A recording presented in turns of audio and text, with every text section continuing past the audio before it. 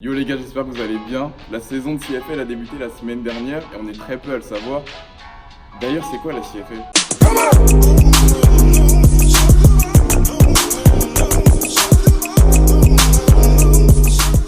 Donc la CFL, c'est la ligue professionnelle de football américain au Canada. D'ailleurs, on va plutôt appeler ça du football canadien car les règles changent beaucoup. Si vous voulez connaître en général les plus gros changements qu'il y a entre la NFL et la CFL, vous allez juste là dans le petit i, ou sinon à la toute fin de vidéo, je vous mets la vidéo où j'avais parlé des différences entre la CFL et la NFL.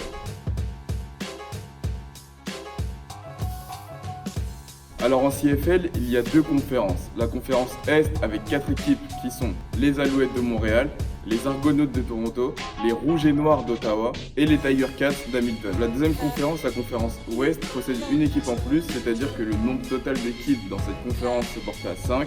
Et les 5 équipes sont les Eskimos d'Edmonton, les Lions de la Colombie-Britannique, les Blue Bombers de Winnipeg, les Rough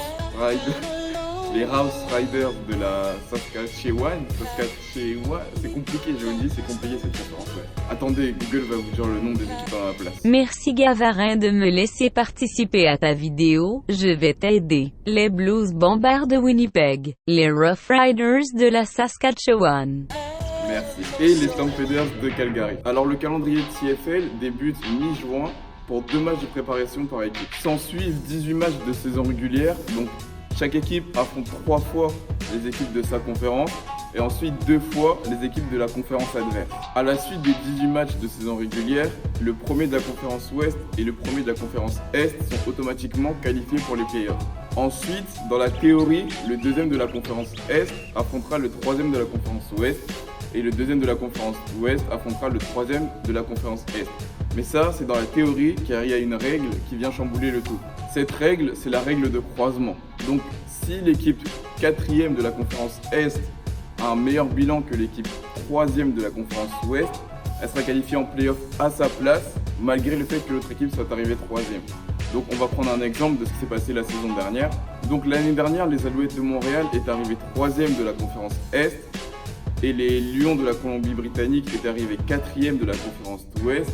Mais comme ils avaient un meilleur bilan que les Alouettes de Montréal, ils ont été en play-off à leur place. Donc les vainqueurs de ces 2 matchs affronteront le premier de la conférence Ouest et le premier de la conférence Est pour des finales de conférence qui donneront suite au match de la Coupe Grey qui est l'équivalent du Super Bowl. Donc l'équipe la plus titrée du championnat, c'est les Argonautes de Toronto avec 17 victoires, la dernière remontée à 2017.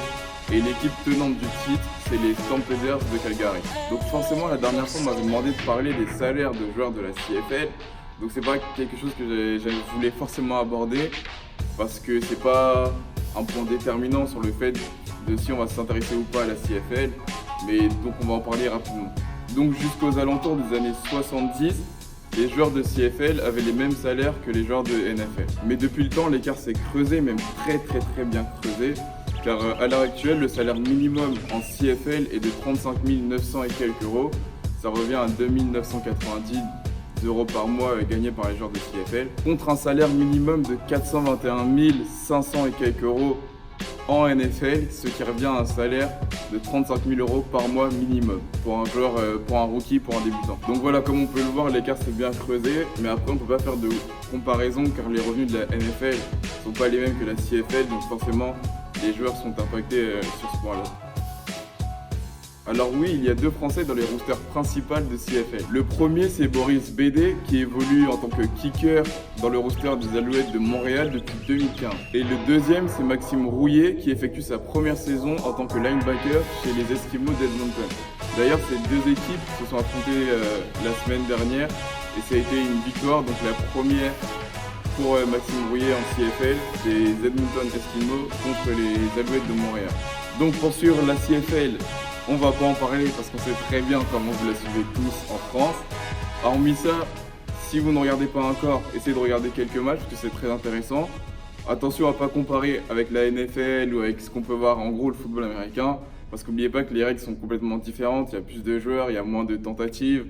Donc c'est un football différent, mais c'est quand même très intéressant à regarder. Donc voilà, si vous voulez des informations supplémentaires sur la CFL, n'hésitez pas à le mettre en commentaire, j'y répondrai avec plaisir. En attendant, j'espère que la vidéo vous aura plu. N'hésitez pas à vous abonner, à liker, à partager comme d'habitude. Et on se retrouve à la prochaine les potes. Yeah, we'll go, man, big, bigger, we'll go.